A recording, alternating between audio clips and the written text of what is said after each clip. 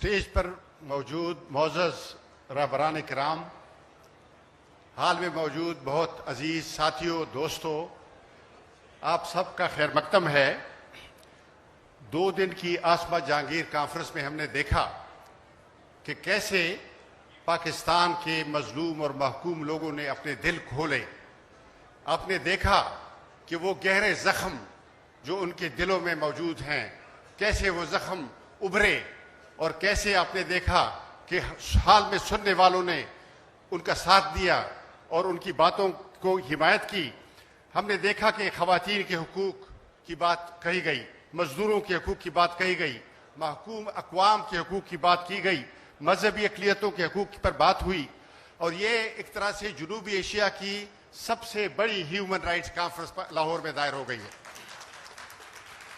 ये बहुत बड़ी बात है और ये हमारी लीडर आसमा जहांगीर, जिनकी याद में ये कॉन्फ्रेंस, चौथी कॉन्फ्रेंस हो रही है, ये उनकी रूह को खराज अकीदत है। यहाँ पे आपने देखा कि सबसे ज्यादा बातें जो तल्ख महसूस हुई वो किन मौजूआत पे थी। इनमें से एक मौजू है बलोचिस्तान। आपने देखा मिसिंग पर्सन्स और बलोचिस्तान।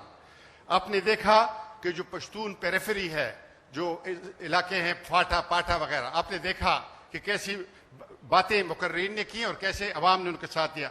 और तीसरी बात गिलगित बल्तिस्तान है।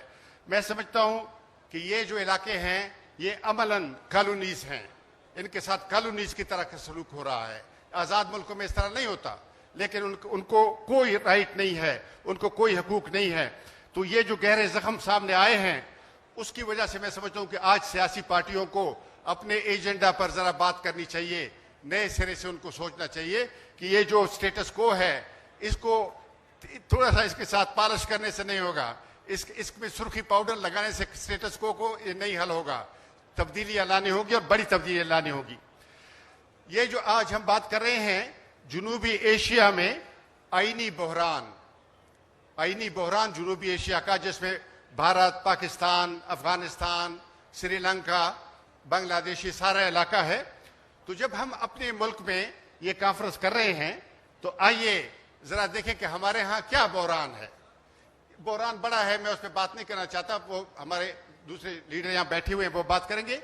मैं उसके एक बुनियादी बात का हवाला देना चाहता हूँ। कोर इशू क्या है, बहरान की जड़ क्या है। मेरी नाकिस राय में पाकिस्तान में सबसे अहम प्रॉब्लम जो है वो जर्नेल शाही है, जर्नेलों की हुकूमत है। वैसे तो कहने को यहाँ पे आईनी निज़ाम है 73 का, लेकिन वो आईनी निज़ाम अमलन नाफिज नहीं है। इसको हाइब्रिड कहकर छुपाया जाता है। हाइब्रिड, ये हाइब्रिड नहीं है, ये अनअनाउंस मार्शल लॉ है। इसका असली नाम जो है वो गैर एलानिया मार्शल लॉ है। तो मैं समझता हूँ ये है आईनी बहरान। इसको एड्रेस किए बगैर हम कैसे आगे बढ़ सकते हैं। और आप ये देखें पिछले 4-6 महीने में इस मुल्क में क्या है। देखें जो मिलिट्री की टॉप लीडरशिप है, उसकी प्रमोशन, उसकी अपॉइंटमेंट पॉलिटिसाइज हो गई है और पूरे मुल्क को उसे पोलराइज कर दिया है। ये कैसे मुमकिन है कि हम इस मसले का जिक्र न करें आसमा जहांगीर कॉन्फ्रेंस में? ये कैसे हो सकता है?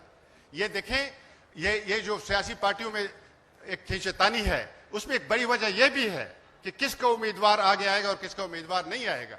देखिए ये नहीं हो सकता। और सियासी पार्टियों से यह भी गुजारिश बहुत अदब के साथ, एहतराम के साथ, कि ये आप एक्सटेंशन के ला क्यों बनाते हैं? ये सरकारी नौकरों को 3 साल काफी है ना जी, आप 6 साल क्यों करते हैं? 9 साल और 12 साल क्यों करते हैं? हमने देखे ना, अयूब खान के हमने नहीं देखा 10 साल, जियाउल्लाह के 11 साल हमने नहीं देखे, मुशर्रफ के 9 साल हमने नहीं देखे। तो क्यों इनको आप लंबे लंबे? मैं समझता हूं कि पार्लियामेंट को एड्रेस करना चाहिए ताकि ये जो प्रमोशन का मसला है ये पॉलिटिसाइज ना हो। इसके लिए कॉन्स्टिट्यूशनल फ्रेमवर्क ऐसा बनाना चाहिए कि बस वो अपनी नौकरी करें और चले जाएं। वरना फिर यह होगा कि देखिए फिर इनको ढूंढेंगे आप कैसे। आप अब जनरल कियानी कहाँ है, जनरल राई शरीफ कहाँ है, यानी उनके एड्रेसेस आप बताएं। तो ये इस तरह नहीं होगा। इस मसले को एड्रेस करेंगे तो पाकिस्तान में आईनी निज़ाम और जमहूरियत आएगी। और दूसरी बात मैं ये भी अर्ज करना चाहता हूं कि 1-2 ऐसे बड़े मसले हैं इस मुल्क में। मिसिंग पर्सन्स का मैंने अर्ज किया, मिसिंग पर्सन्स का जिक्र भी नहीं करते। ये यहाँ पे पहले सेशन में बात हुई है, मैं उस पर बात नहीं करना चाहता, लेकिन सिर्फ हमारे लीडरों के समाज में लाना चाहता हूं कि लोगों के दिल फट गए हैं। बलोच माएँ औरतें सड़कों पर बैठी हैं। पश्तूनख्वा के हर जिले में एहतजाज हुआ है। मिसिंग पर्सन्स का कौन सुन रहा है? और मैं ये बताना चाहता हूं अगले उसमें कि हमारे सूबे में action in aid of civil power, ये देखें, ये जो रेगुलेशन था 2011 में नाफिज हुआ, ये फाटा जब मर्ज हुआ ये खत्म हो गया, लेकिन ये इसको चोर दरवाजे से लाए।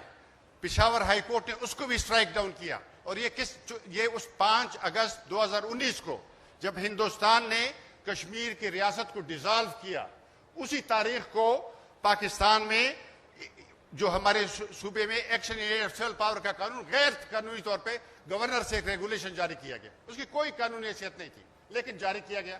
पिशावर हाई कोर्ट ने उसको स्ट्राइक डाउन किया, हुकूमत भागी भागी आई और सुप्रीम कोर्ट ने उसको सस्पेंड किया, हाई कोर्ट के ऑर्डर को सस्पेंड किया। ये एक फिर जर्नलों ने दबाव डाला, सूबाई असेंबली से एक जेली दोबारा एक करारदाद पास कराई कि एक्शन इन एड जो है यहां पे लाया जाए। फिर पेशावर हाई कोर्ट ने उसको स्ट्राइक डाउन किया, फिर इस्लामाबाद की सुप्रीम कोर्ट ने उसको सस्पेंड की हाई कोर्ट के ऑर्डर को। अब देखें ना, हमारे पास क्या चॉइस है इसके सिवा कि हम मुतालबा करें कि हमारे हाई कोर्ट फैसले करती है और इस्लामाबाद की सुप्रीम कोर्ट उसको सस्पेंड करती है, हमारे हकूक छीनती है। 60 लाख लोगों का मसला है, 60 लाख लोग मार्शल लॉ में रह रहे हैं। एक्शन इन एड की मानी है फौज कैद कर सकती है, फौज जेल खाने चला सकती है, फौज पुलिसिंग कर सकती है, ये तो मार्शल लॉ है। और ये इस्लामाबाद की हाई कोर्ट, सुप्रीम कोर्ट, ये सुप्रीम कोर्ट मैं समझता हूं कि साकिब निसार और जस्टिस खोसा और ये मौजूदा चीफ जस्टिस ने, इन्होंने तो उसको स्कैंडलाइज किया है सुप्रीम कोर्ट को। ये कैसे हो सकता है कि आप लोगों के हकूक को सस्पेंड करें? 60 यानी देखिए 60 मिलियन लोग पख्तूनख्वा के बुनियादी हकूक से महरूम है। ये एक बहुत बुनियादी मसला है, मिसिंग पर्सन बुनियादी मसला है। और तीसरी बात आपसे ये गुजारिश है कि पख्तूनख्वा में अमन की तहरीक उठी है, पख्तूनख्वा के अवाम उठे हैं। वजीरिस्तान ने खौफ तोड़ा, उस वक्त जब कोई बात नहीं कर सकता था पीटीएम ने बात की, अली वजीर, मंजूर पश्तीन, मोहसिन दावड़, इन्होंने आवाज उठाई कि खौफ तोड़ा। अभी स्वात ने अमन का परचम बुलंद किया है। स्वात ने कहा है हम तालिबान नहीं मानते। स्वात ने कहा है कि जर्नलों की दावत पे तालिबान आए हैं, वो कहते हैं हम नहीं मानते, हमारे यहाँ अमन होगा, दहशतगर्दी नहीं होगी। तो गुजारिश ये है कि हम सियासी पार्टियों से अपील करते हैं कि अमन तहरीक की हिमायत करें। ये जो तालिबान के खिलाफ लोग कहते हैं कि ना आए यहाँ, इसकी हिमायत करें। और सियासी पार्टियां पीछे रह गई हैं, लोग आगे निकल गए हैं। लोगों ने मुतालबा किया, ये जो स्वात में लोग जमा थे, उस दिन मैं गया था, हजारों, बहुत इतना बड़ा मजमा था, कोई ट्रांसपोर्ट उनके पास नहीं थी, लोग खुद आए थे। तो गुजारिश है कि उनकी हिमायत करें। अगर नहीं करेंगे हम तो फिर सूरत हाल यही रहेगी।